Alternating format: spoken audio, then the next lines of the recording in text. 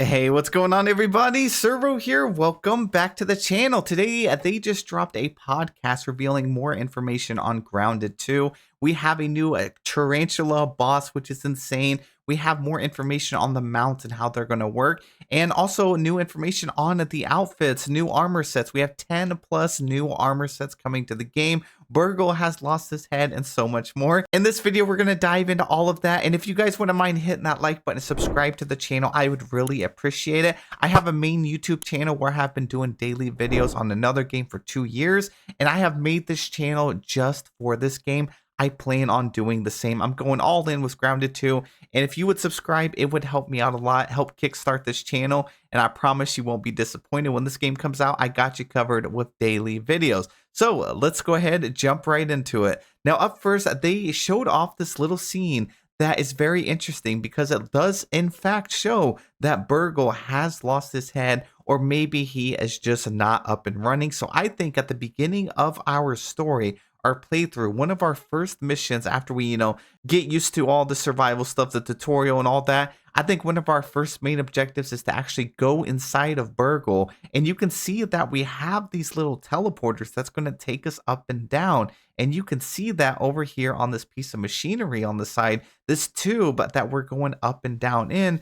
And also on the map over here, it shows the different levels of BURG.L. So if you ever wanted to be inside of BURG.L, this is the game for you, and now is your chance. So this is something cool. I don't think this is ever going to replace the zip lines or anything like that. I think these little teleporters are just to be used inside of BURG.L. And this scene is kind of interesting too, because it kind of gives some clarification. When we first watched the initial trailer, we saw that there was a bunch of electrical components, some wires, and we were trying to look around. Is it the hot dog cart? What is it? Well, it looks like it is from that. We're just going to go inside BURG.L, 5 different floors. Probably do a bunch of little tasks, repair our buddy. I don't think they would ever fully kill BURG.L off. I mean, he's one of the main characters, you should say. He gives some kind of a claptrap vibes for me. So there's just no way they're just going to fully kill off BURG.L. I think we're going to repair him, get some information. It's possible we're going to go in there just to repair him to get some information, but I don't think so. Moving on to the next topic, they ended up talking about mounts, and this is probably the most exciting new feature added.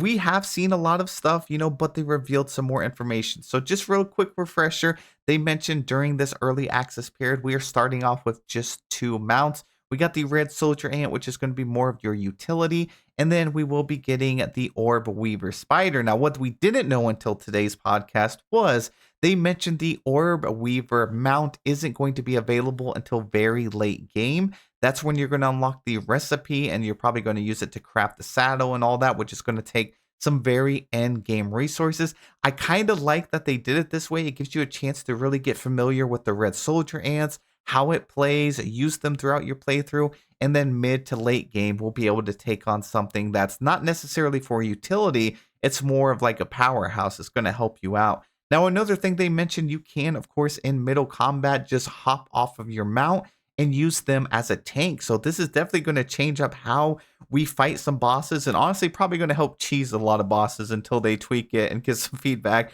But yeah, your mount can go all in, soak up the damage. You can go up behind them. You could shoot from a distance with your bow and arrow. You could have your daggers sneak up behind the bug that you're fighting and then do some backstab damage. So it's all really cool stuff. They also mentioned that you can pet your companion or your mount, which is really cute. It was like one of the first features that they actually ended up going with in this update when they were creating the mount. So I think that's really cute. They also did mention that you can name your mount. So I think that makes it a little bit better too, because it gives you a more of an emotional connection with your mount. You obviously wouldn't want it to die, and you don't have to worry about your mount dying, because they did mention that easy normal mode, they don't die. What happens is they get knocked out, they get incapacitated, and they get sent back to their nests, wherever you put it, back at your base. And then after a couple of in-game hours, then they will be back to normal. You will, of course, have to feed them as well. You can actually see in one of the shots that one of the mounts is building one of these feeding stations.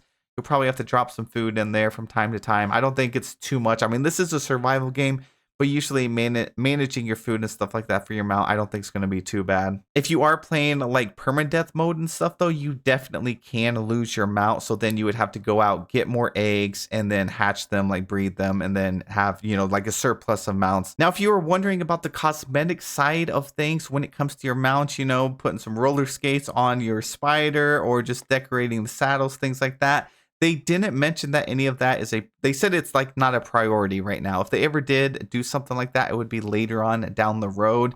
I know the host for the podcast had mentioned that they thought it would be really cool, but it's something that they are going to note and take community feedback. But right now, they're really trying to stabilize the game, put out some content, some good end game content for us, and just see how the mounts actually come into play while we are playing Grounded 2, because it's a different play style. We've never had something like this that's, faster movement and something that allows you to traverse the map other than like zip lines and then your own 2 feet. Now, one more thing they mentioned is if you are on like the red soldier ant and you're actually going in with the other ants that are nearby, even going down in the tunnels in the colony, they will take you in as one. They won't attack you. They'll actually think that you're just part of the colony. So you just blend in, which is really awesome. Now, then they moved on to talk about the different classes. We, of course, have like the rogue, the mage, the barbaric. I mean, there's just a couple classes, the ranger, of course, but they did mention it wasn't like you just go and select a class. It's pretty much just you pick the perks and also the armor and let them synergize together, and then they work through like a certain play style. So if you wanted to be like a ranger, you would go get like the weaver armor, and then of course the bow, and then also apply your mutations and perks. That way you can use that. One thing that was disappointing was they mentioned that there's not like double backstab damage or anything like that with the rogue, which is unfortunate. Most games that I play, the point of being a rogue is you have that crouch, you sneak up, you leap forward with your daggers, and you'll do an increased backstab damage. That doesn't seem to be the case at launch. They could, of course, work on it further on down the line and make some changes, but it is cool. I love that with the fact that we can dual wield these. Looks like we're going to maybe be able to dual wield some scythes as well, which is really exciting. And then, of course, you have these different perks and stuff, which I think is really going to change up how we play and kind of adapt more to your play style. They did show off like the level 2 spider stringer, which is the bow. It shows the damage, stun, speed, but they also have critical percentage here, which they didn't have before, which I really appreciate. So this seems to be a stat that's going to be on most of the weapons, if not all of them. And then they go on to show the sharpshooter perk. It says charge shots gain critical hit chance. It says to kill 40 creatures with bows, 100 and then 200. We have pheromone shot. Now this is the most interesting out of all of them, because it says Axel's venom has seeped into your sweat glands, imbuing your perfect shots with seething range. And it says to kill a tarantula. So I believe that this tarantula is actually a boss, because one, it has an actual name. It's Axel. That's the name of it, which honestly is a very fitting name for a spider.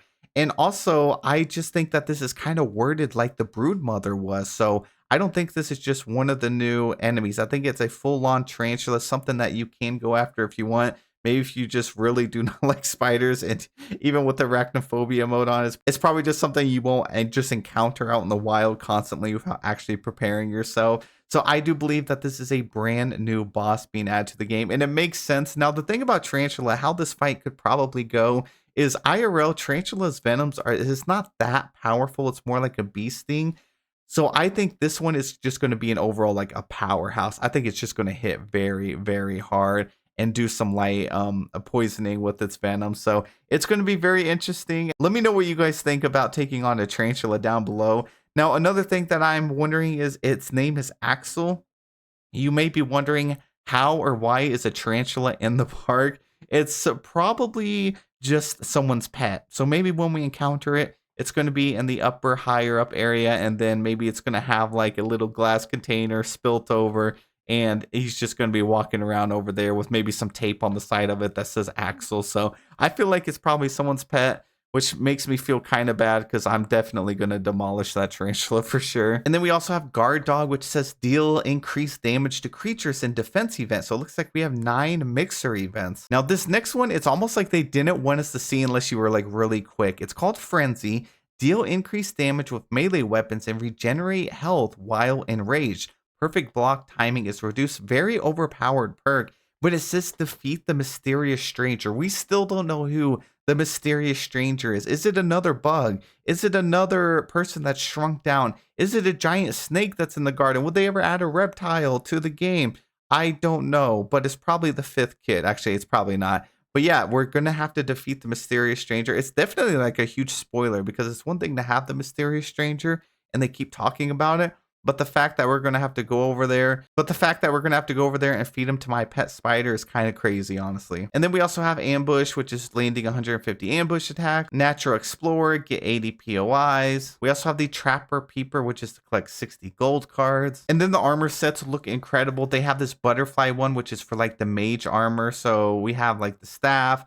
We got the butterfly armor that's going to pair up very well with the staff, which looks really cool. Of course, the rogue armor, dual wielding, the daggers. It's all really good stuff. I mean, they talked a little bit more about some stuff, but nothing too important.